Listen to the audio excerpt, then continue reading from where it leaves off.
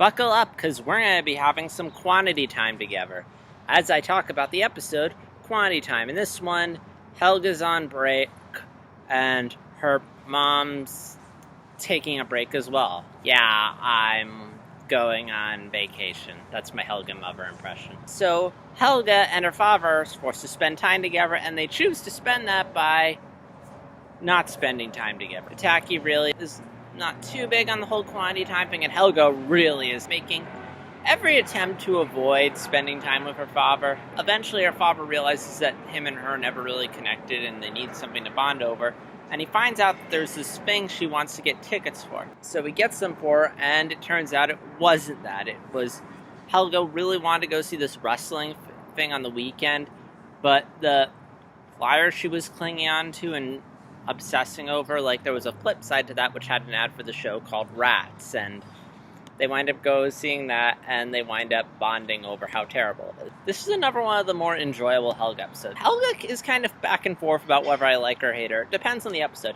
Episodes where she's not really the focus, I'm not a fan of her because they just sort of play up her being grouchy and angry at everything. But whereas in episodes where she's the focus, we'll delve a bit more into what's making her tick, why she's angry. There's a bit more insight and validation. I really like this episode because of the moral. Your parents, they're not perfect people, but they try and raise you the best way they know how.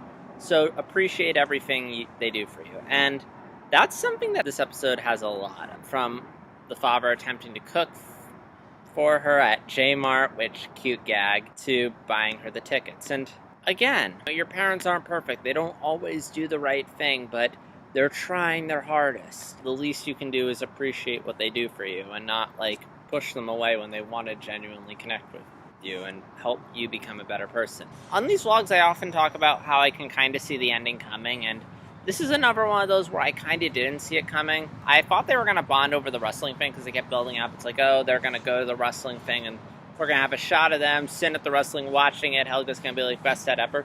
But instead they opt for the more interesting route, which is that he gets her the wrong gift. And they wind up going to something that Helga has absolutely no interest in. But they wind up having a good time anyway, which I think is very relatable in that sometimes, great experiences are good, but you don't always need them. Sometimes you just need to have a shared experience with someone and you can bond over your mutual feelings, which in their case is how stupid the musical was. I also like how they recorded an original song for the musical Rats into the credits. It's one of those little details that they didn't have to do, but they went the extra mile and did it. They didn't have to do it. They could have just played the episode out with the conventional Hey Arnold credit scenes. Instead they have this song that they recorded and play into the credits. It probably took a lot of time and effort to sit there, come up with the song, come up with a melody, come up with lyrics, but they did it anyway, and I'm like, wow, you did it. Again, it's one of those little extra mile things that make me appreciate the show. The other thing I want to talk about is the dynamic of the Pataki family, which is kind of interesting because I talked in an earlier vlog about Arnold doesn't have a family, but Gerald does. And it's kind of interesting because Helga has a lot of the things that Arnold wants. She has a mother, she has a father, she has a older sister. Financially, she seems better off than Arnold. Her father's leading a successful business selling beepers.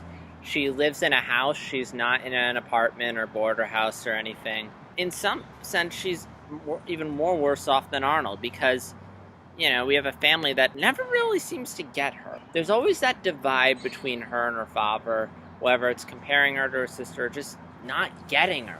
It's like she doesn't even have parents sometimes. And the bit where her father's going through the photo album and we're seeing just how that separation in the photos was really powerful. Helga has parents, but she might as well not just because of how separate they are. Yet Arnold doesn't have parents, yet Arnold has better parental figures than Helga. His grandparents are actually very good father figures for the most part. Grandpa Phil is kind of kooky, kind of fatherly, and his grandma's just really kooky, except for that one time she taught Arnold self-defense, which was kind of cool. I love the bit at J-Mart. That was really funny when the dad's just shoving stuff in the cart. It's like, oh, this is meat. This is food.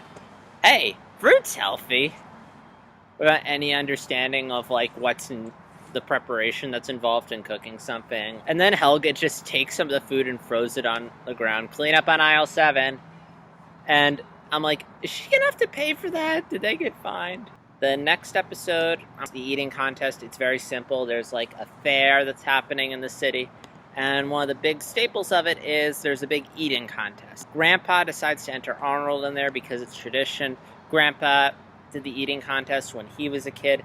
So now Arnold has to enter the eating contest too. And they spend days and days training. Bit of a struggle for Arnold. It's not something he's fond of, but his grandpa is pushing him because grandpa believes him and he doesn't want to let him down, so he does it anyway. But things are really rough because the kid, basically he is like a pro at eating food. He can just devour like large quantities of food without breaking a sweat, without showing any signs of fatigue. Like, he is a monster. They get into the eating contest, and naturally, the final two, of course, comes down to Arnold and the kid. They're on the final dish. Arnold's stomach's starting to ache. He's, like, struggling to eat more, while the other kid's just plowing through his sundae. The rules of the contest are you have to eat until you can't eat anymore, like, which basically means until you puke or pass out. The kid actually passes out from eating too much ice cream, and Arnold just takes one bite of the sundae and wins. There wasn't a whole lot to it. It's just train, win. All the while, we're seeing lots of ridiculously large dishes. Only in a cartoon could you have dishes this absurdly large. I should be a little against this episode because Grandpa is being a little ruthless. Like, I mean, there's certain things that you push people to do because you want them to be better people.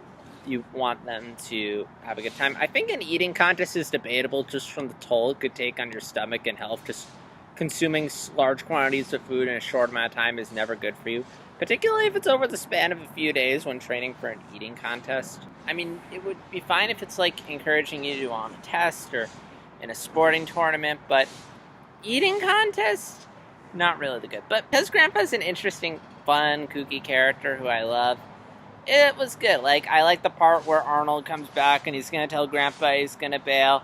And then Grandpa is, like, muttering about the eating contest in his sleep, and Arnold decides to go through with it. And it turns out he was just fake sleep topping to boost Arnold's confidence. I guess there is a message here about giving it your all, doing your best, even when the odds are stacked against you. But yeah, there's this idea of, like, you know, giving it your all. Like, Arnold's faced with overwhelming odds, but pushes forward anyway and manages to win when he doesn't expect to. He makes it to the end. Just when it seems like he's going to lose, he wins because the other kid bails, which is a funny callback to when Arnold was encouraging Grandpa to be in the checkers tournament, and Grandpa was like, you're just saying that in case the other kids bail. And it's funny that it actually happens. I wonder, was this episode written before or after that one?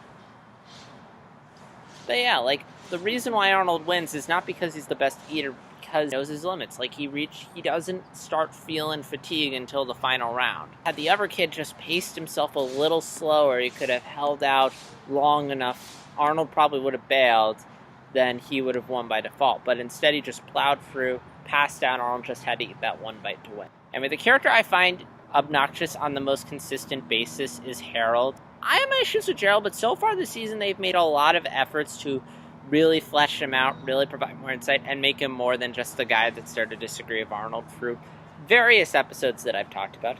And Helga, while she has her obnoxious moments, for every episode where she's just grouchy for the sake of being grouchy, there are episodes where they actually kind of delve into what makes her tick and why she is the way she is. Whereas Harold, at least so far, is very one-note. He has this over-obnoxious voice. Oh, my stomach! Oh! There's yet to be an episode that really kind of shows a different side to him, kind of makes him different. Like the Cupcake one, Cupcake! That was like the closest, but even then, it didn't really flesh him out. I'm really hoping that there's an episode coming up called Harold's Bar Mitzvah. Fingers crossed it's the one. I really want to like all the characters in the show. So far, they've yet to really flesh out Harold. I really hope that they do. I don't want him to become like Mr. Kakashka, where the solution is not to focus on him and just have him in small doses in the background. Next time, we're going to talk about Rhonda's glasses, and that's going to be a full one. I have a ton of notes on that one. It's going to be a biggie. Until then, see you next time. Bye.